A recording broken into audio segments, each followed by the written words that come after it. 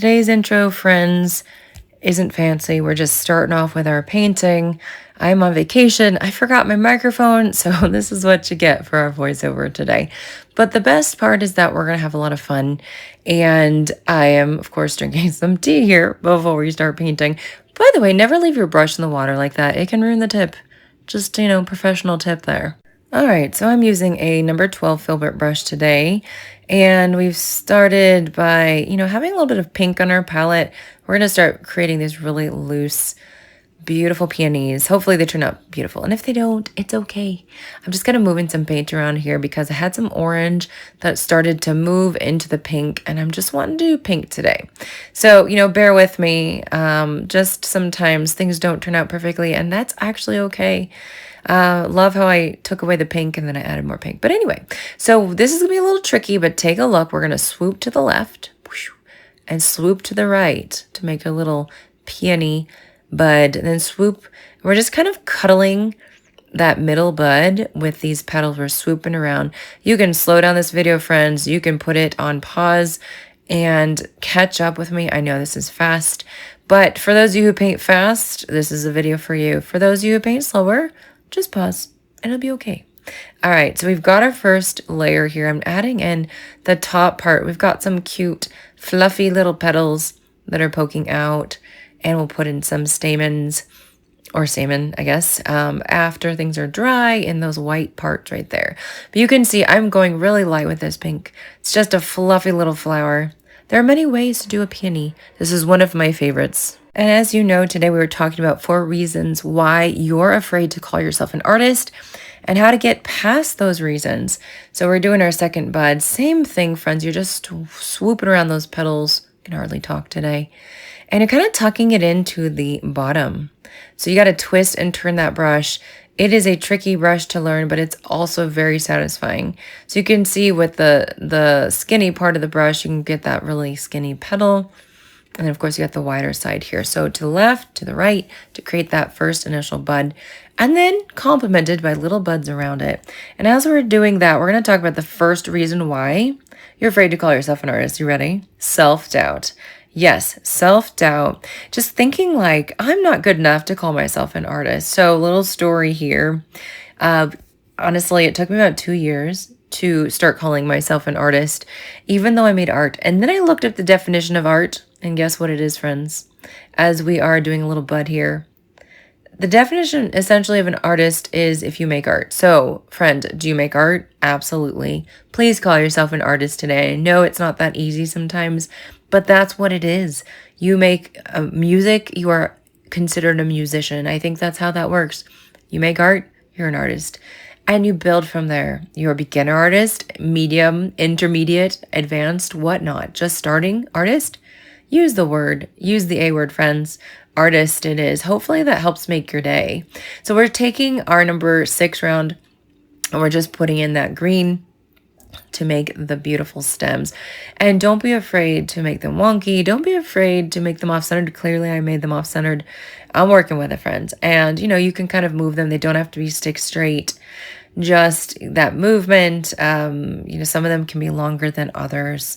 And as we're having this chat, friends, I hope that you can start calling yourself an artist way before I did. Don't wait 2 years. And if you've waited 5 years, start calling yourself an artist, please. I'm just saying, hopefully that'll make your day. Hopefully that'll boost your self-esteem. And so now we're putting in some thin leaves, just drawing that color down or going from the sides to create our beautiful peony leaves. The next one, friends, is comparison. That's why you're afraid. You compare yourself thinking everyone else is better than me. Yeah, if you think that thought, you're absolutely going to feel like everyone else is better than you.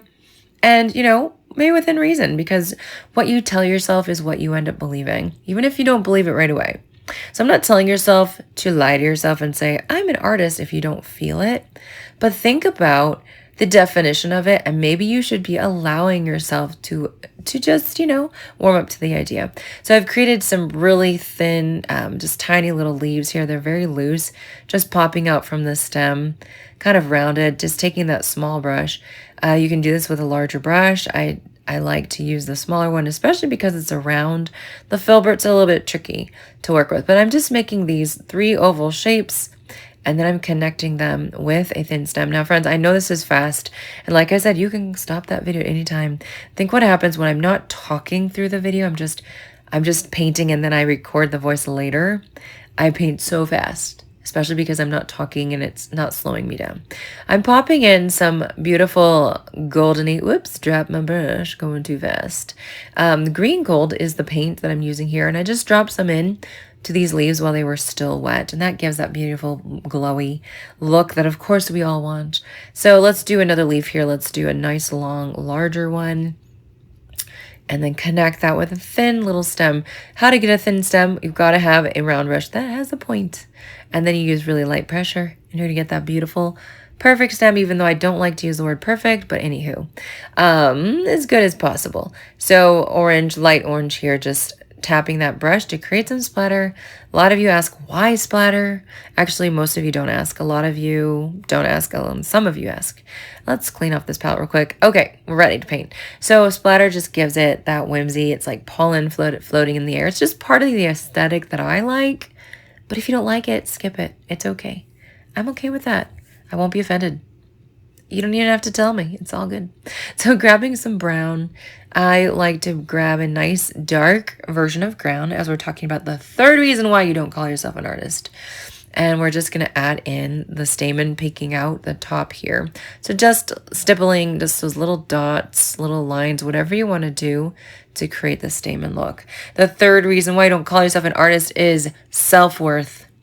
I don't deserve to waste supplies. I don't know if you've ever thought that. Maybe not those actual words, but oftentimes we think that we don't deserve to waste supplies. That doesn't mean we're wasting supplies. Listen, here's how I feel. When you use what you have, it can actually last a long time, even though you're using it, because it's watercolor. Watercolor just lasts a long time. You use a little bit of paint. And also, if you don't use your supplies, friends, you won't learn. So I wouldn't call it wasted supplies. It is a learning supplies. You know, you're using it because you're practicing. You're not going to get better. You're not going to get good if you don't practice. So use the supplies, friend, and know that you are worth it because you are deciding to do this medium. Guys, right now I'm going to pause because we are doing something a little tricky. My flowers have dried, and I'm going in with this tan color, and I am just kind of caressing the edges of the petals with these lines, these little dots, these little dashes. And I am just kind of going in just to differentiate where one petal ends and one begins, bringing in some shadows or some texture, whatever you'd like to call it. But it's giving it a beautiful vintage look. You see, I'm just doing these little swipes, and I'm really making sure that I'm following the contour of the petal. So if the petal is super curved, the brown, I'm following that super curve with the brown. And so I'm using my intuition with this, friends. It's like I just kind of know where to put the color. It's like my hand just knows where to go. It works in tandem because I've practiced this a lot. But I know for you, you're kind of new at this. You're going to pause that video. You're going to say, I need to take a little breather here because this is too fast. And I get it. You know, voiceovers for me just make me speed up. This is kind of how this is the speed that I paint with all the time. But you know what to do if it's a little too fast for you. Catch up, go ahead. And this is it's an experimentation. Like, where will I put these colors? Where will they look the best? Where do I feel like putting them? Where does it bring me joy to put these colors? And then, so some of these marks you can make really thick, fat lines. And some of them you can go thin, little dots, little dashes. Just change it up. Make it asymmetrical. Don't try to match it. Follow the contour of the petal. And you can use kind of the side of the brush, the belly of the brush, to get more of that rounded shape. Now, the fourth thing that is holding you back from calling yourself an artist, friends, would be, in my opinion, just having frustration of, I'll never learn this difficult medium, okay? So you're frustrated with it. You just don't think you're going to make it work. It's not happening. And listen, you got to look at how far you've come, okay? That's another thing that can help with comparison. Save your sketchbooks, save your paintings, and then within a few months or a year, look back and see the progress. What have you learned? What have you tackled that you didn't tackle at the beginning? If you're at the beginning today, guess what? Save those paintings from now on. Take a look back in a year and a half a year, whatever encourages you most, and see where you're at. It's amazing thing to be able to see the progress that has been made. It'll encourage you. And then also study right now in the moment what excites you. Look for references that bring you joy, that you can't wait to get to your painting desk and get to it because it inspires you so much. Now I'm putting in some darker green. Of course, we want these gals to shine. If you'd like to go with the other leaves again too, go for it, be my guest. We just want to give some cool texture. You can see how it's starting to pop off the page. That's what's giving us that depth that we desperately want in our paintings. So friends, I don't know, as you're finishing this up and putting in that darker color, really revisit that narrative in your head that says you're not good enough. I'm telling you, I'm giving you permission to say, I am good enough today. So if you need to say it out loud, go ahead and repeat it with me right now, in your head or out loud. I am good enough today, and I am an artist.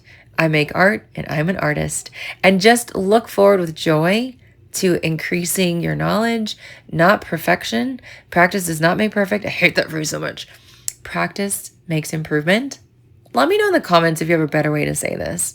But practice makes improvement. Growth. Looking for growth, friends. You're not looking for perfect.